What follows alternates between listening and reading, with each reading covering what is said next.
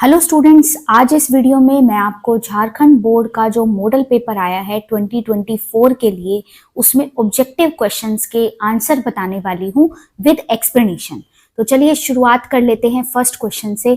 First question is the molarity of an aqueous solution containing 2 gram of NaOH in 200 ml of solution. देखिए, सबसे पहले हमें यहाँ पे मोलैरिटी का फॉर्मूला जो है वो पता होना चाहिए। मोलैरिटी क्या होती है? आपके number of moles of solute upon volume of solution in litre. Volume of solution in litre, ये ध्यान रखना है। तो देखिए, सबसे पहले अगर हम इस क्वेश्चन की बात करें तो ये एक एक्वस सॉल्यूशन है जहाँ पे NaOH है। तो NaOH जो है वो यहाँ पे बिहेव करता है सोल्यूट और वाटर जो है वो है आपका सोलवेंट। तो नंबर ऑफ मोल्स हमें निकालने हैं NaOH के। तो सबसे पहले हम कैलकुलेट करते हैं number of moles of NaOH। तो वो क्या होता है? Given mass upon molecular mass. तो NaOH का मोलिकुलर मास होता है 40, 23 आपका सोडियम का, 16 ऑक्सीजन और 1 है आपका हाइड्रोजन। तो जब आप इसे कैलकुलेट करेंगे तो ये होगा 1/20, राइट। इसके बाद इस इक्वेशन में मैं पुट करती हूँ मोलैरिटी के लिए।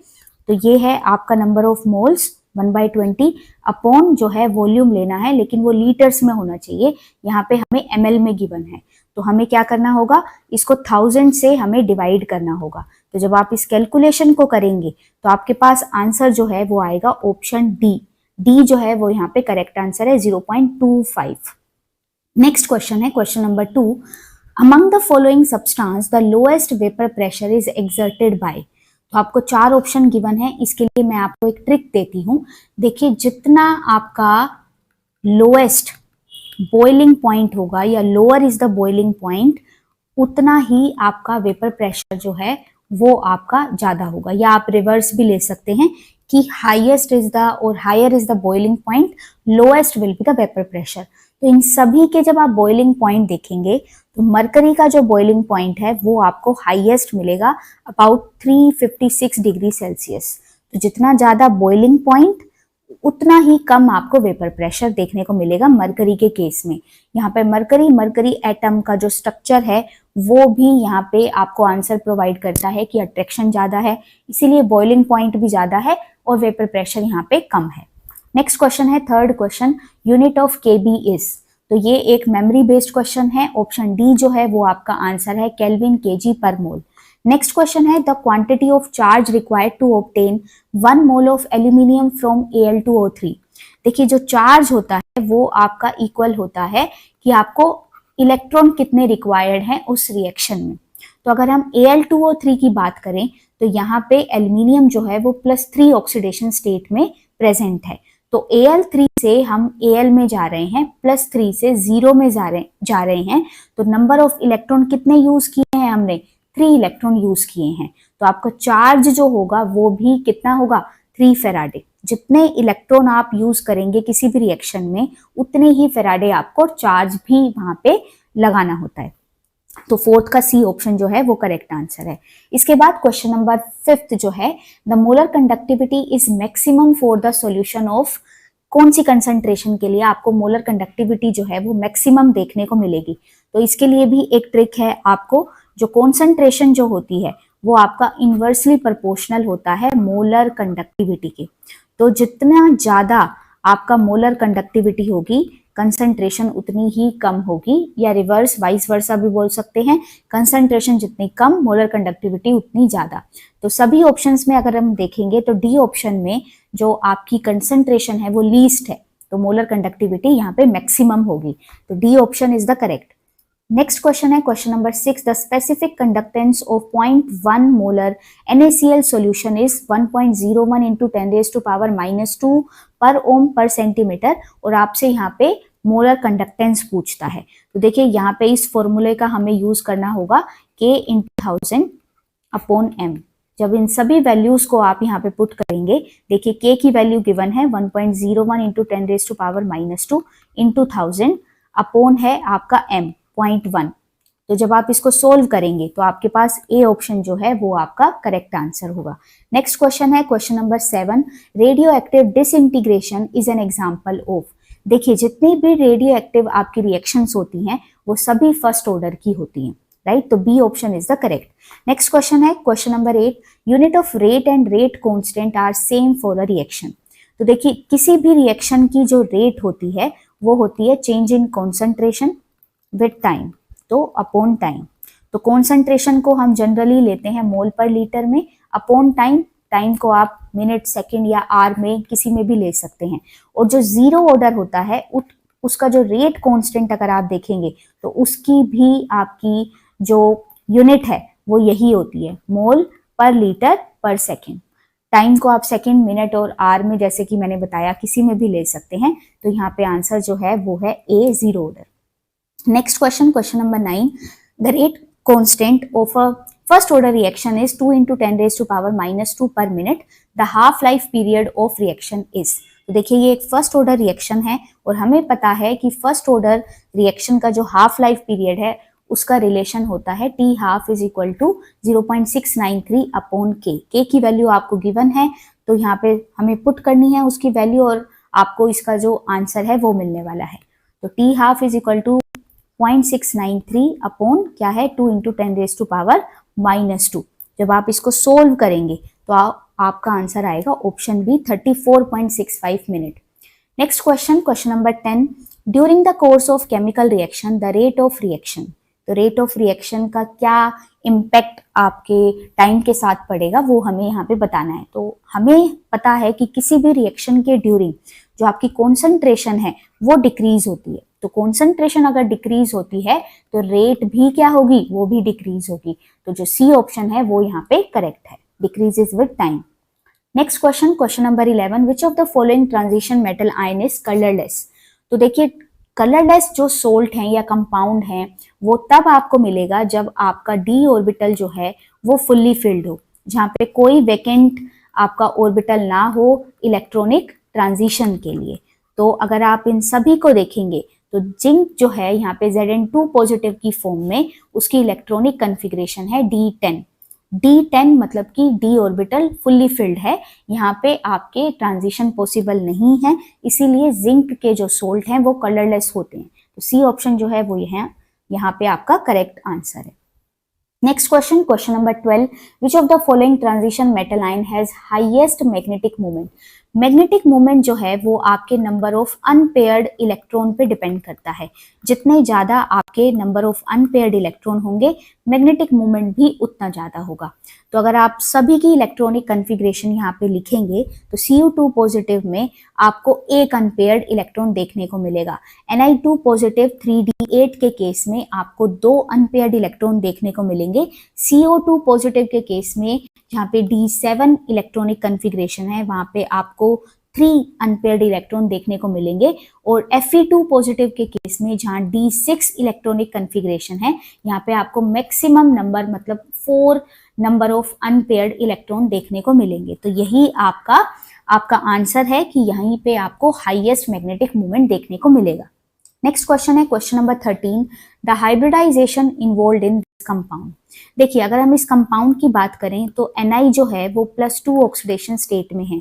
आप कैलकुलेट भी कर सकते हैं, Ni को एज्यूम करेंगे, 4 आपका कोऑर्डिनेशन नंबर है, Cn कितने हैं 4, चार्ज होता है -2 इक्वल टू -2, टोटल चार्ज है कॉम्प्लेक्स पे -2। जब आप इसको सोल्व करेंगे तो +2 आएगा। तो इस हिसाब से Ni2 पॉजिटिव मीन्स इसकी कॉन्फ़िगरेशन जो है वो 3d8 है। तो यहाँ पे 3d8 को अगर आप d ऑर्बिटल में यहाँ पे अरेंज करेंगे तो इस तरीके से आपका कुछ अरेंज होगा, राइट। अब जो है हमें देखना है लिगेंड का केस। तो Cn जो है वो एक स्ट्रॉन्ग लिगेंड है जो आपका पेयरिंग कराने में कैपेबल होता है। तो पेयरिंग कराएगा और इसके बाद पेयरिंग कराने के बाद एक d ऑर्बिटल जो है वो हो जाएगा आपका एम्प्टी, राइट। इस तरीके से पेयरिंग हो जाएगी और एक आपको एम्प्टी यहाँ पे d ऑर्बिटल मिलेगा।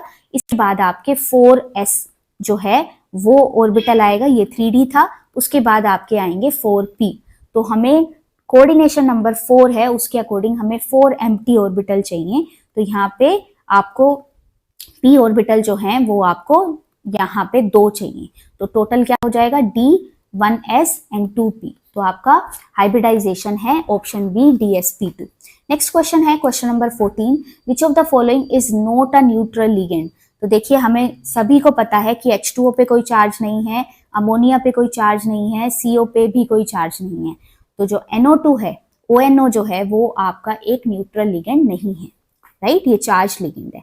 नेक्स्ट क्वेश्चन है question number 15, the number of ions given by this compound in aqueous solution will be. तो देखिए बहुत ही इजी क्वेश्चन है। Cl4 मतलब कि ये कंपाउंड जो है वो आपको 4 क्लोराइड आयन देगा, प्लस में आपको जो ये कोऑर्डिनेशन स्फीयर है यहाँ से भी एक आपको आयन मिलने वाला है इस फॉर्म में। तो टोटल हो जाएंगे 4 क्लोराइड प्लस 1 जो आपका कोऑर्डिनेशन स्फीयर से आया है। तो टोटल कितने हैं आपके पास, 5 आयोन्स आपको देखने को मिलेंगे। सी ऑप्शन जो है वो आपका करेक्ट आंसर होगा। Next question, question number 16, which of the following ligand form a चीलेट। देखिए वो लिगेंड चीलेट का फॉर्मेशन करते हैं जिनकी डेंसिटी जो है वो आपकी मोर देन 1 होती है, जिनके डोनर एटम जो हैं वो आपके मेटल को एक से ज्यादा आपके डोनर एटम साइड से लोन पेयर जो हैं वो डोनेट कर पाएं। तो आप इन सभी ऑप्शंस को जब देखेंगे, इन सभी में आपको ऑक्सलेट जो है वो यहाँ पे बाइडेंटेट लिगेंड मिलता है, C2O4 2 नेगेटिव। तो C2O4 2 नेगेटिव जो है वो बाइडेंटेट है, वो रिंग फॉर्मेशन भी कर सकता है। तो यहाँ पे जो ये आपका करेक्ट आंसर है वो है option B, oxalate. Next question, question number 17, which of the following reaction follows Markovnikov's rule. देखिए मार्कोनिकोव्स रूल की अगर हम बात करें तो हमें यहाँ पे 2 आपको कंडीशंस देखनी होती हैं। एक होता है आपका जो एल्कीन है वो एसिमेट्रिक होनी चाहिए, प्लस में आपका एडिशन होता है HX मॉलिक्यूल का। तो अगर इन सभी ऑप्शंस को देखें तो C2H4 जो है वो आपकी सिमेट्रिकल एल्कीन है, तो ए ऑप्शन आपका आंसर नहीं हो सकता। बाकी सभी में एसिमेट्रिकल एल्कीन ही है, C3H6। तो C3H6 को आप इस तरीके से लिख सकते हैं। तो यहाँ पे आपका ये है आपका C3H6, ये एसिमेट्रिकल एल्कीन है। एक साइड आपकी 2 कार्बन है और एक साइड 1 कार्बन। फर्स्ट कंडीशन जो है वो फॉलो होती है।